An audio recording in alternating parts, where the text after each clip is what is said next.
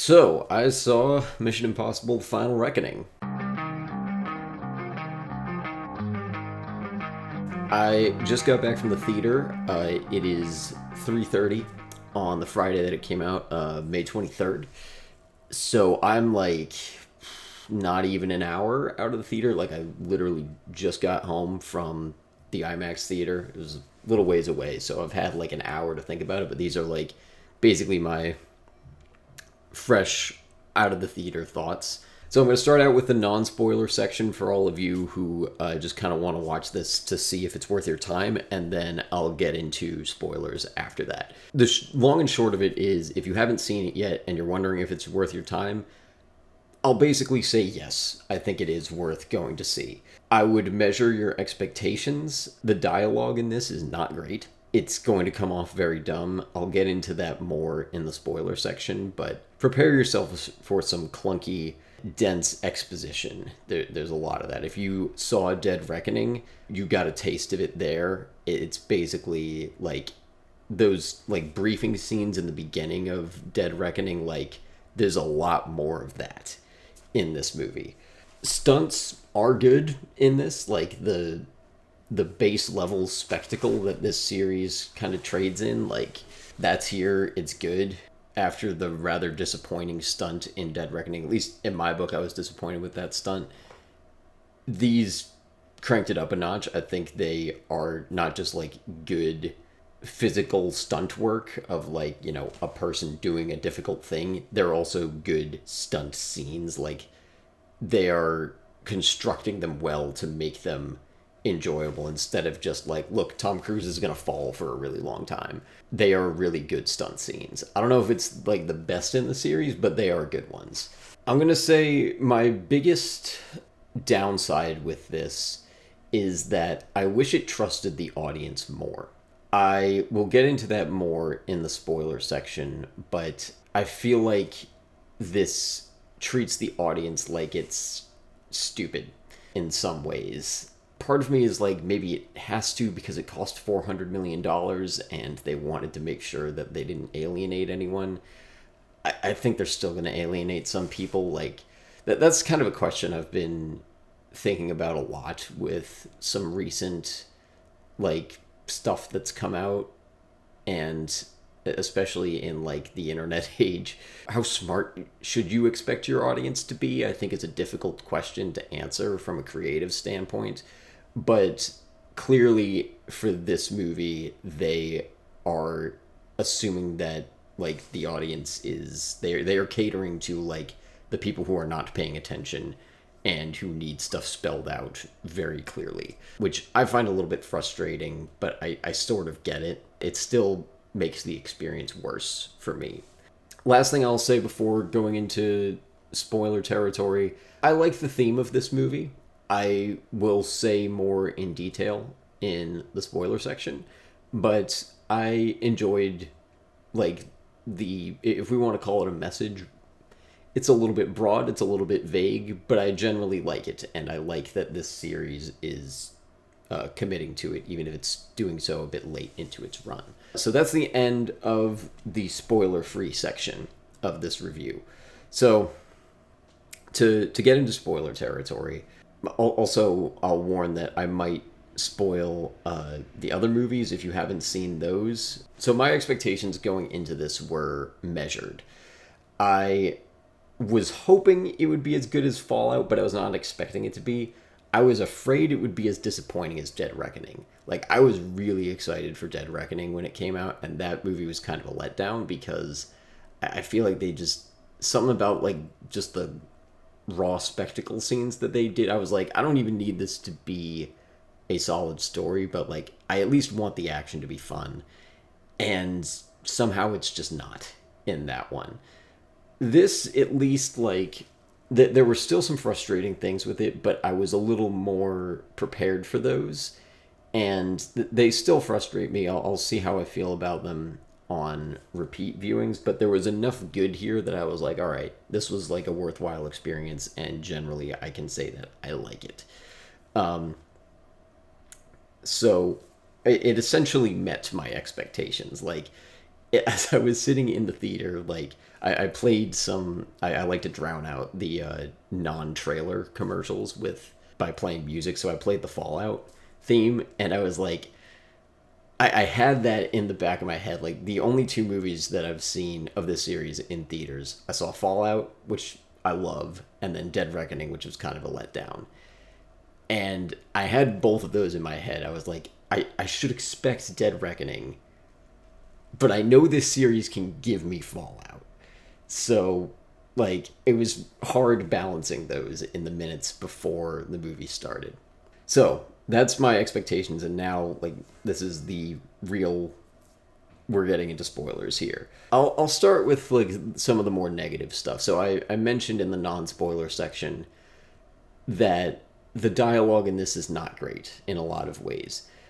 I want to defend it a little bit, though, because, like, yeah, the exposition is so clunky.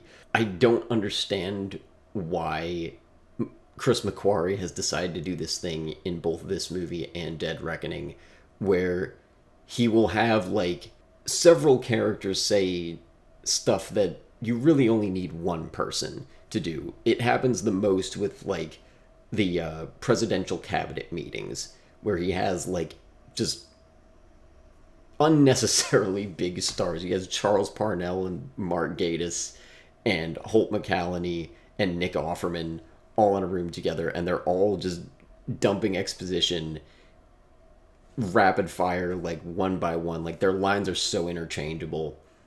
And I was just like, why are these separate characters? They're just here for exposition. Like, you can just give it to one guy. It's not really making it a better experience to have it be all these people. And they do it again with, like, these randoms when Tom Cruise is suiting up for the big submarine sequence. They have, like, three characters telling him all about, like, the parameters of what he's about to face up to.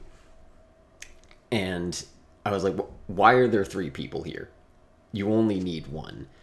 So maybe that's where some of the $400 million went. Like, you just cast, like, probably 10 more actors than you need to. Maybe even more than that. But they do it a lot. I don't actually hate that it does as much exposition as it does. I find it frustrating in a lot of cases. Like I said, it treats the audience like it's stupid. It's like, okay, we're going to boil this down by the end of the scene to, here is what you need to know to watch this next big spectacle sequence. Like, this is the goal. Here's what we need to do with the MacGuffins. It gets to a simple place.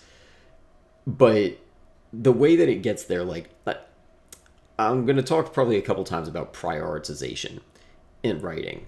And I think their priority was, we want the audience to understand the spectacle sequences very easily. So we are not going to spend a lot of time in between, like, making those scenes good. Like, the scenes in between that are, like, people talking about, oh, what does the entity, like, want us to do? How do we beat it? Based on all these different factors that are, like, super complicated. Those scenes are really clunky. But they do end up getting us ultimately to a place where it's easy to enjoy the, like, big action scenes. So it's a trade-off. And I wish we could have gotten the, like, more refined version of this movie where it doesn't make me, like, just smack my head every 10 seconds with, like, oh man, they are just cutting so many corners. But it does make it so that we're not confused during, like, the action scenes. So there is kind of a positive there. There are some really eye-rolly lines, though. To continue that thread with, like, treating the audience like it's dumb, I feel like probably this movie's biggest weakness is that it makes the stakes too high and the villain too smart. Because it has to simplify everything, it struggles with the fact that, like, its villain is this AI that is supposed to be this all-knowing force that can predict their every move. And I feel like honestly, it goes back to like Rogue Nation, really. In all the movies since then, and especially Dead Reckoning and The Final Reckoning, there are so many scenes where they're like, but what if this is exactly what the villain wants us to do? We can't play into it, but we have to do this thing. And then it's like, but the villain wants us to do that. Yes, we're going to do that thing, because that's the only way to beat it, is to play into its hands and then beat it at the last second or whatever. Like, there is so much of that. And after rewatching them, I'm kind of sick of it. But I toughed it out. I was just like, all right, sure. Like, as long as you deliver that stuff, like, I'll give that somewhat of a pass. I wish we could have gotten the version of it that didn't have to be so clunky and cringy in that sense. And they just kind of overplay the, like, smart villain card. The other side of that, though, is I'm not quite sure how to fix that. Like, if I was tasked with, you have to, have the entity as your villain, but clean this up, I don't know how to clean it up and keep the runtime under 3 hours. So, to come to Chris McQuarrie's defense a little bit, like, the reason I'm coming to Chris McQuarrie's defense a little bit is because I know from other movies that he's written that he is a smarter writer than what these dialogue scenes are showing. So I choose to believe a couple of things, or at least like hold space. I won't say I fully believe them, but I hold space for a couple of things when I look at those exposition scenes. One is that maybe there's studio notes there. Like, maybe there was some stuff that he wanted to do and they kind of didn't let him, or he at least like assumed that he would be restricted and he worked within those restrictions. So I don't want to say that this is like a movie that he thinks is perfect. I'm pretty sure he knows that the exposition here is not great, because he's written better exposition before in other movies, even within this series. It's regrettable that what he chose to do in order to make the movie that he wanted to make, he had to make a lot of characters not feel real. And I guess that gets into my other big downside, which is sort of tied in with like the dialogue and the dumbing down of some things. The minor characters are pretty disserviced in this movie. I felt it happening in Dead Reckoning as well. But I wish they had any kind of consistency from other movies with that. Like, even if you go back as soon as Dead Reckoning, like, Grace does not feel like the same character.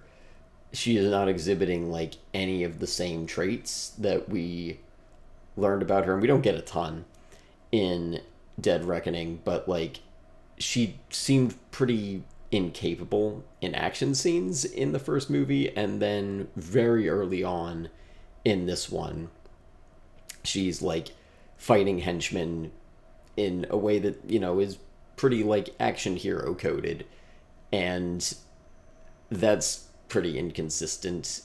Also, like, Benji doesn't feel like the same character he did 2 movies ago.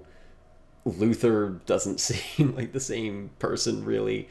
And all of the other minor characters, with one exception that I'll get into, are pretty thin. And I wish that didn't have to be the case. I don't think it does have to be the case, also. Like, I don't think every version of this movie would require that you write such thin minor characters, but they did choose to do that. And I will get into positives, but it is regrettable that that's what they prioritize, because I think the movie does suffer for it. Even if I sort of understand where that choice comes from, I want them to not do that. I don't want any movie to feel like it has to make its characters as thin as these ones are. I wish I could be a little more articulate about that, but I've only seen this once, so on a second viewing I might be able to articulate that better. Let's keep it on the minor characters and lightly transition to theme. So there's one character that I think they do pretty well with across both this and Dead Reckoning, which is Degas, or Dega. I think they say it both ways in the movie. He's the guy played by Greg Tarzan Davis. He's paired up with Shea Wiggum in the first movie, and then early on he joins, like kind of informally joins the main team, like Ethan and Benji and Grace and what's her name, Paris. They did a good job with him in Dead Reckoning, like setting up that he is on the same page as Ethan in terms of like just looking out for people around him in all of his scenes. Like that I thought was actually maybe the biggest success of Dead Reckoning. And he doesn't get a ton of opportunity to like make choices in this, but they have like a couple of small moments where he does. And I like that they keep him consistent. I feel like he's the only character I really got sold on from either of these two movies. I wish they had brought that kind of care to the other ones, but I'm glad that it's here for him at least.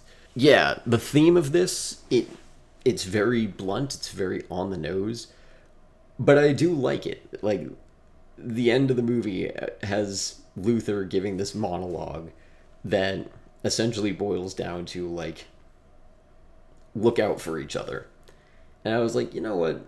For as, like, politically central as these movies are, I think that's a message that can resonate with everyone. And I think it is something that's backed up across, especially the later movies, but the entire series, I think, is consistent in that. Like, I think it goes a little bit too hard with, like, Tom Cruise has to always be the good guy at all times. But I think if you track his motivations across every movie, he's never acting purely out of self-interest. I think the closest it comes to that is the first movie, because he's just trying to clear his name. So there is a little bit more of a personal stake there. You can argue that also the third movie, he's being a little bit more self-interested, but especially like 5 through 8, I feel like solidify that part of his character more, which is the ones that Chris McQuarrie is involved in. So I don't know how intentional that was from the start, but I like that they sort of took this thing that was quietly there and then committed to it in these later movies. I think it is textually supported, though. Like, I find it frustrating when movies will just kind of have some thematic speech, and I'm like, okay, where did this come from? Like, anytime Fast and Furious is just like, family, cool. Where is that actually in the text of the movie? Like, the plot of what's happening, the decisions characters are making. Maybe they do it more in the later ones, but I find that very annoying. And I think this actually has done a good job, this series, in these last 3 movies, when they have decided to like put a little bit more thematic meat in them. It's not doing a lot of theme, but it is staying consistent, with one exception.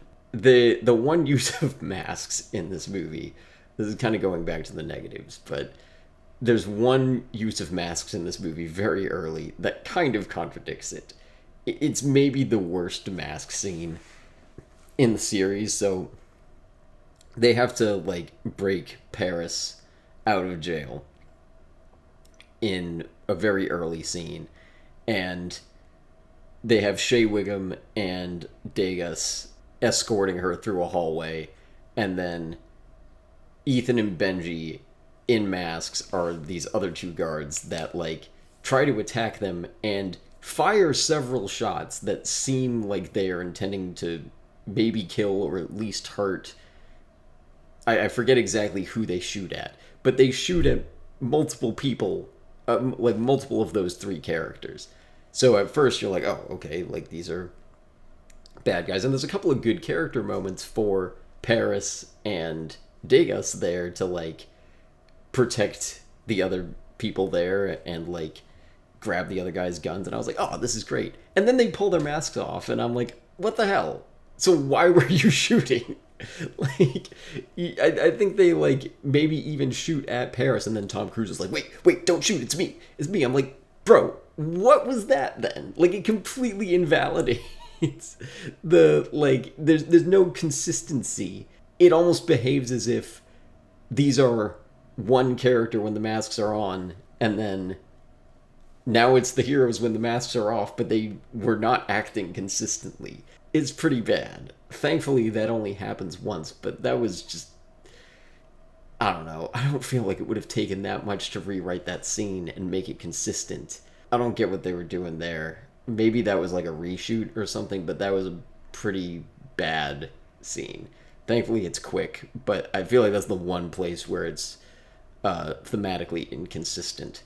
I remembered one other negative, and I promise I will move into positives, but one other negative is that there's a lot of instances of characters knowing things. There are plot holes, I will say, in this, but a lot of it is a little bit closer to plot convenience than an actual plot hole. I feel like a weakness of this series is that characters do not have a well-defined skill set in a lot of cases, and they kind of use that to their advantage here by just having several people all of a sudden they know this. Benji gets stabbed near the end, and all of a sudden he knows how Paris is supposed to operate on him to prevent him from dying. When has it ever been established that Benji has any kind of medical knowledge or even understanding human anatomy like that? Your average person, when they get stabbed in the stomach, does not understand what is happening. If I got stabbed in the stomach, I wouldn't know what to do. I'd just be oh, probably keep the knife in because that will keep me from bleeding out. That's the extent of my knowledge. Maybe Benji knows more than that. That has not been established in any movie up to this point. So there were a few things like that. I feel like there were other instances of it as well. I think it happened a couple of times with Grace, but that was kind of a thing that I rolled my eyes at a little. Okay, final negative. Okay, maybe there's a couple more. I guess I'm thinking of more of them. I did like this movie, but there are a lot of bumps, so that is most of what I'm talking about. I've never liked the comedy that this series goes for, and I think it was at its worst here, especially because the rest of the movie is so serious. I understand that they maybe feel like they have to include some kind of levity, and there's a couple places where it's not exactly bad. I did laugh a couple of times at its campiness, but I never laughed when it wanted me to. At least I don't think. Thankfully, there's only a couple of instances, but it's pretty cringe. It kind of reminded me of the Snyder Cut, weirdly, where I was okay, you're signaling to me that there's supposed to be a joke here, but you didn't really do the work. I don't enjoy the way that so many movies these days and in the past decade feel like they have to be funny sometimes, especially stuff that's as big as this. I want to just put it out there that I feel like you don't need that, but it feels like so many massive budget movies feel obligated to do so. I don't know if that's a studio note or if Chris McQuarrie just doesn't have a very sharp sense of humor. I feel like the other movies at least had a better sense of how a joke works than this one did. Thankfully, there's not much of it. There's only maybe I'd say less than 5 attempts at actual jokes. There's a couple times that I laughed at the campiness of some stuff, or just oh, okay, we're just gonna gloss over that whole plot point or whatever. Or there's this one shot that I think I was the only person in my theater that laughed at this, but there's this one moment about halfway through where President Angela Bassett is sitting alone in this dimly lit room. Oh, and I don't know why. I just thought it was really funny that that's what she was doing, and she just has one line that's just oh, Ethan, where are you? What are you up to? Or something. The scene doesn't even need to be there, but I was just I found it just so funny that, like, we feel the need to show this character doing nothing. And she's just sitting dramatically in this, like, dimly lit wooden room. I don't know why that made me laugh, but it did. Am I done with the downsides? I might get into some more. So, this is a big spoiler.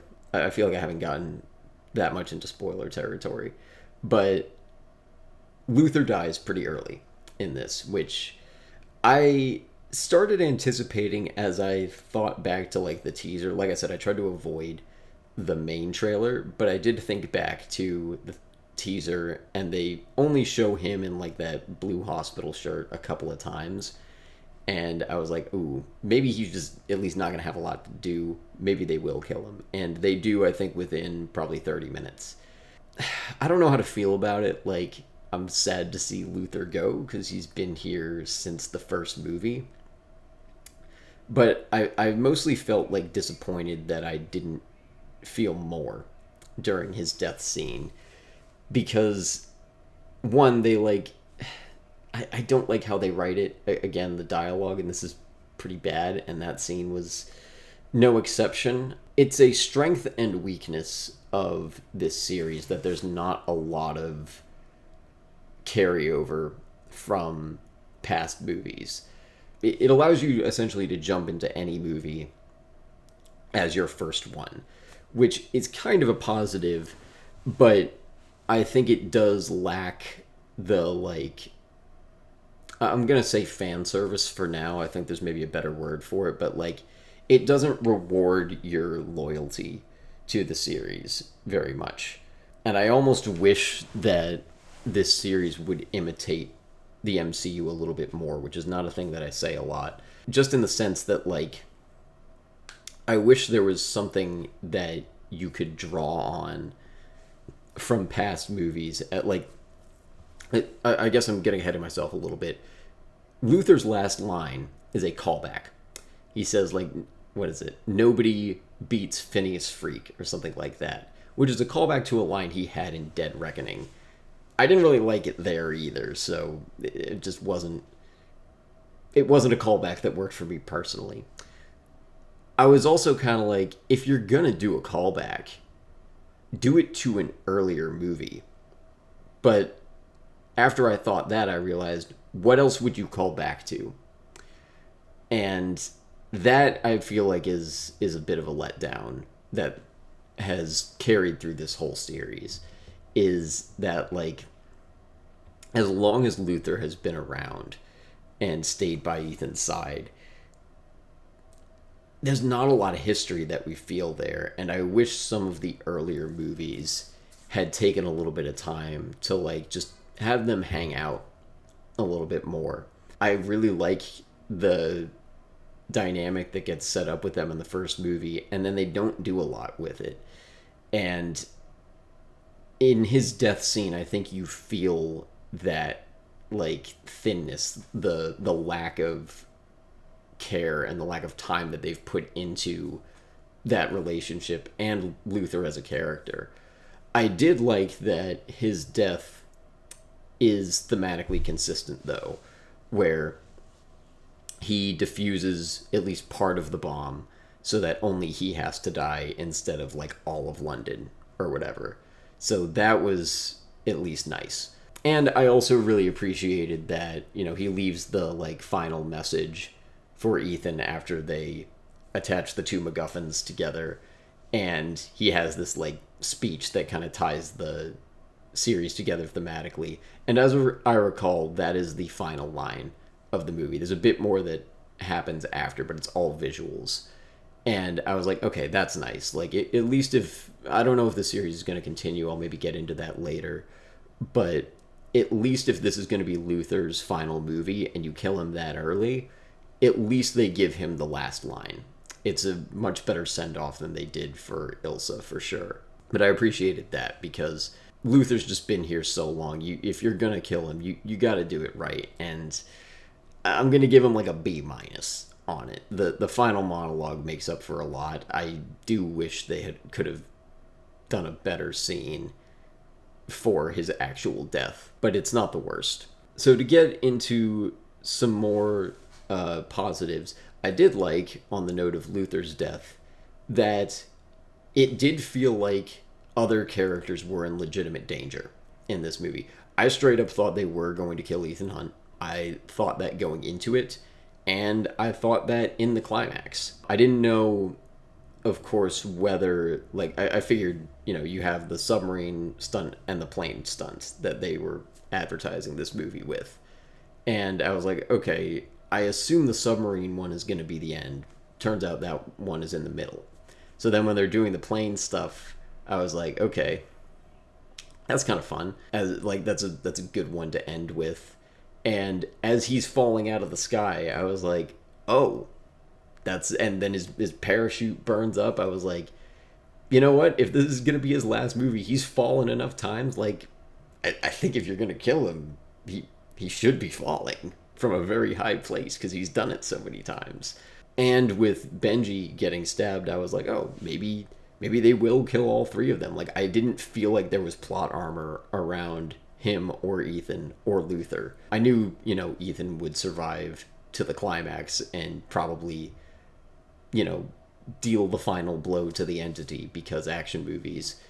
But I didn't feel like he needed to survive after that. I was honestly pretty surprised that he did. Especially because they don't show us that he has a second parachute. Also, this is another plot hole that you could easily fix. When he's fighting Gabriel in the plane, Gabriel's like, ha, I'm the only one with a parachute. See ya! And then he, gets hit in the nuts on his way out. That got a big reaction when the tail of the plane, hits him between the legs and then, slices his face. But you don't need to say that he has a parachute and then Tom Cruise has one. He says, I have the only parachute, I'm pretty sure is, basically his line. And then a minute later, Tom Cruise is falling out of the plane and he has a parachute. What the hell? All you need to do is cut that line and there's no plot hole there. We can just say, okay, sure, it's a plane. It's a prop plane. He was in one before. He might have grabbed it there. There might have been a second one. There's 2 seats in the plane. You don't need to justify there being a second parachute in the plane. Just don't have the line that says, I have the only parachute. Me, the guy who has been predicting you at every turn, who knew that we would end up in this exact situation somehow. I have the only parachute. And then not 2 minutes later showing us that Ethan has a parachute. Just cut the one line. It's that easy to do. And I don't understand why they didn't do it. But on the note of that, so I like that there doesn't feel like there's plot armor around characters. Even when they're doing the, bomb thing, they're defusing the bomb, you have Dunlow and Dega and Dunlow's wife around that bomb. I was like, oh, I feel like any of these 3 characters might be the one to stay behind and defuse it and let the other 2 live. Turns out all 3 of them survive, but I was pretty convinced that one of them was going to die. And I do appreciate that. So that kind of closes out the, I like that there's less plot armor in this than other ones. Than, other action movies, I'll say. Also, the stunts in this were good. I mentioned that during the non-spoiler section, but, these were just good stunt scenes. And I feel like one of the greatest strengths, I've been talking a lot about this movie's weaknesses, I think it's strength, and this is true of Fallout as well, I think. It is still boiling down to a very, standard way to end an action movie with just, defuse the bomb before the time runs out, stop the world from ending, stop all the nukes from going off. Those are pretty, tired action movie I'll say tropes. But what they do to make that fresh is, they're not trying to change up what the stakes are, but they are turning the, tension dial up to a 15 out of 10 by just having, I wasn't even, expecting to be that invested, but I could, feel myself holding my breath and, my heart beating faster in that climax because you've just got like so much tension ratcheted up across like 4 different scenes that you're cross-cutting. You've got like the people in the president's like situation room that are trying to decide like, let's launch the nukes now to have a preemptive strike or whatever. You've got Degas and Dunlow and his wife defusing the bomb. You've got Benji and Grace and Harris doing like the entity server thing to like trap it and kill it, whatever that thing was. And then you've got Ethan with the planes and Gabriel. And all of them are just like ratcheting up the tension so much across all those scenes. Like at a certain point, it just got me. I don't know exactly when, but it's rare that that happens. And I was like, you know what? It might not be like the most highbrow action writing, but like if you can just turn that tension up and keep cranking it, I kind of don't care that it's like getting a little bit goofy with like, you need to grab this thing, Grace, in 100 milliseconds, the blink of an eye, which they say like 4 times, just to make sure that we get it. And I was like, you know what? It kind of worked though. Like it might not be smart, but it is smart in its own way. And that was something I was thinking about on the drive home, is like, there's a lot in this movie that looks like dumb writing. And I'm not going to say that it's not, but I think it's smart writing that's sort of disguised as dumb writing. And I think you can have the reverse of that as well. Like, I think Chris Nolan sometimes goes into the, like, he's actually kind of being smart in one way, despite his, like, the dialogue coming out of his character's mouth sounding dumb. It's like, okay, that's sort of a stupid line, but it allows us to, like, understand this more complicated scene a little easier. And, you know, maybe it's a very clunky and blunt and not very sexy way to, like, have those two things work.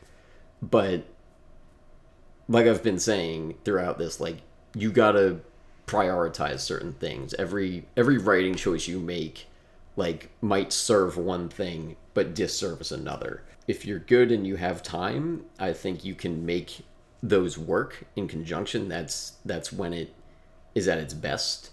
But sometimes you have to make choices, and I don't know if I agree with every choice that Chris McQuarrie made here, but I sort of admire his boldness to just be like, okay, if there's going to be a lot of exposition in this movie, let's just own it. And, like, we're not going to try to make it cool. We're going to fall back on some clunky lines, but you will get it. You will understand what's happening. And he might get some shit for that. And maybe he deserves that to some extent. But also, like, I think if he wrote those scenes a little more eloquently, we might have a 3-hour and 15-minute movie on our hands, which I don't think would make its money back, and a studio would not greenlight, even though they greenlit a 250 movie, which is quite long already. So one more scene I wanted to talk about is the Sevastopol sequence, where Ethan retrieves the entity's source code from the submarine. I really like that they just committed to, like, we're going to show this scene basically uncut. Like, it's going to be long. We're not going to cross-cut with anything else. We're not going to show Grace setting up the decompression chamber. We're not going to show any other plot that's happening anywhere else. It's just going to be from the time that Ethan gets out of the other submarine until he gets back to the surface. We're just going to show you all of that. And I think that was a good scene.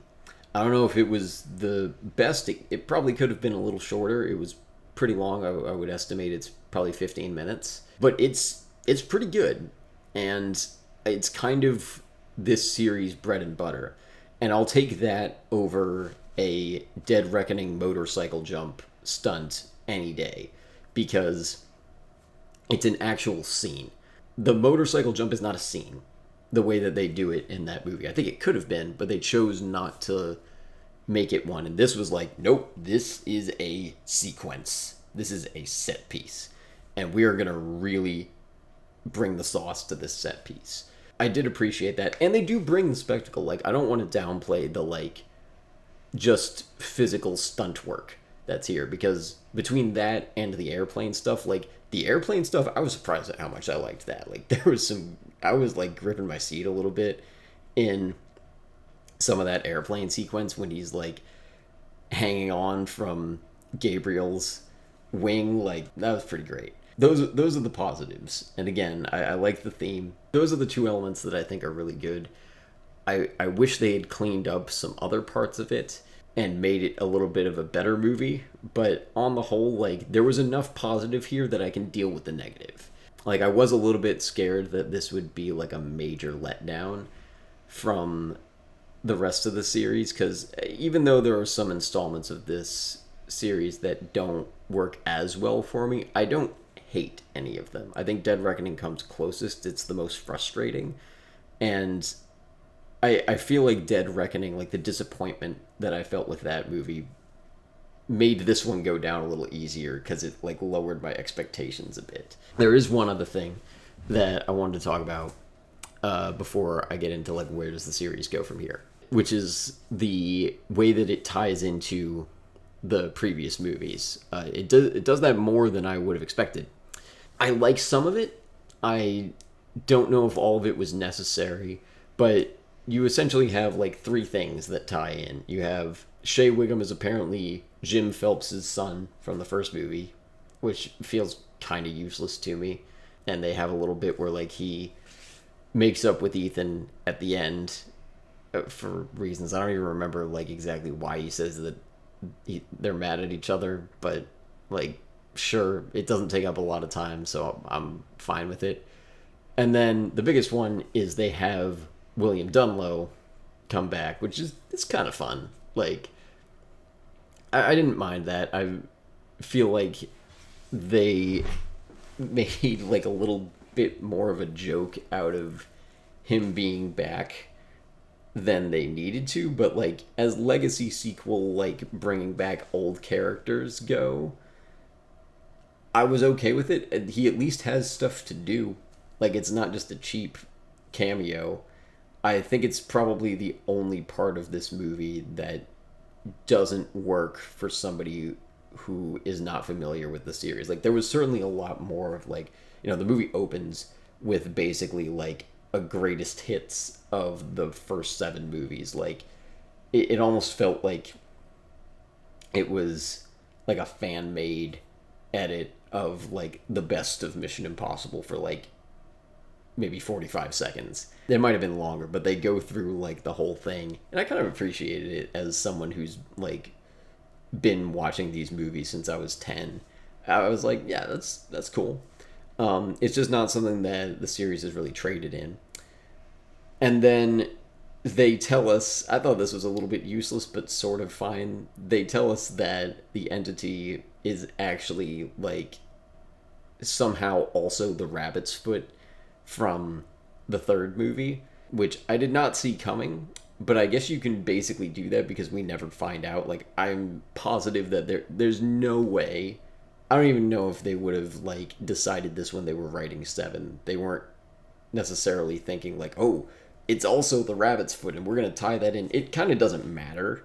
Like, it doesn't recontextualize the third movie, really. They kind of try to, like, force that into it. They're like, so when you were saving Julia and getting the rabbit's foot, you were actually, like, getting us into this mess, and you feel guilty about that now.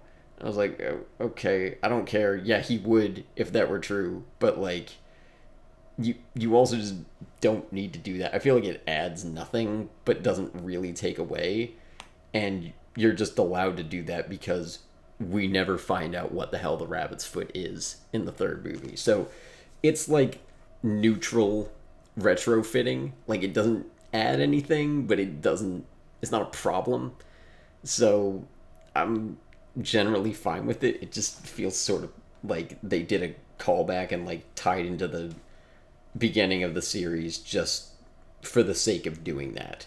as a longtime fan, I did not feel served by that. Like, that wasn't a fun little bonus thing in the way that, like, William Dunlow coming back and the, like, little montage at the beginning was. So, with that out of the way, I want to talk for a second about where I think they might be going from here. And basically, I think they don't know yet, because they have left themselves a lot of options with the way that this movie ends.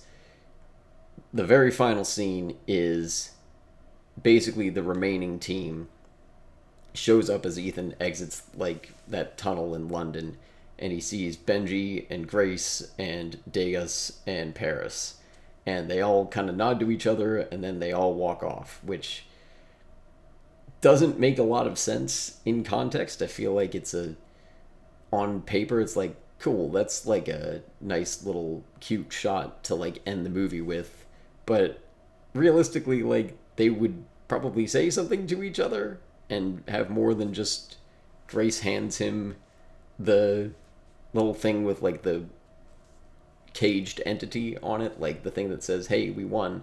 The only reason I'm glad they don't have any dialogue in that scene is just so that Luther's monologue can remain the final line of the movie.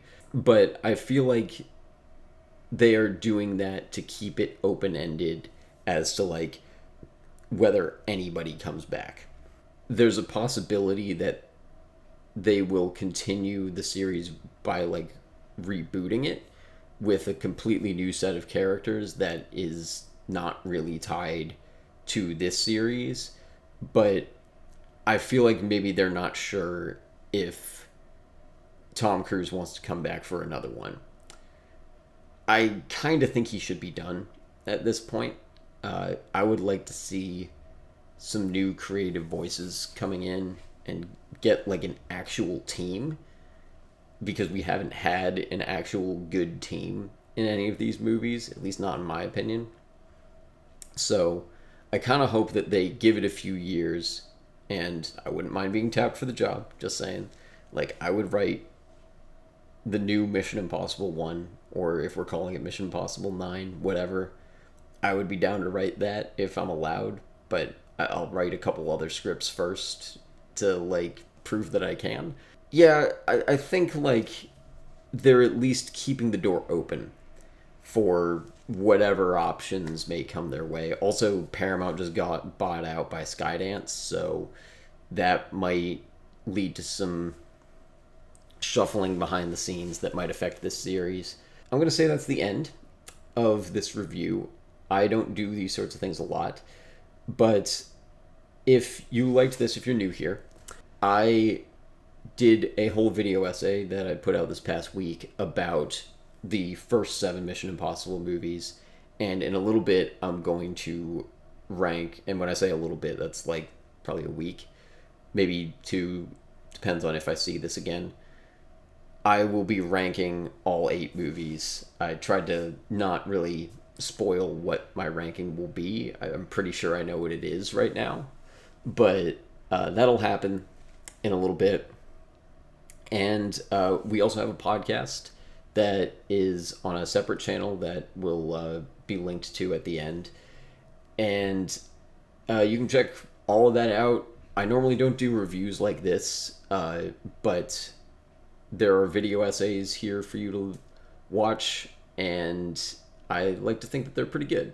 So, if you enjoyed this, check out our other stuff. Do the like and subscribe. There's social handles for it. And yeah, for the rest of you, thank you for sticking to the end, and I'll see you with some more stuff in the near future.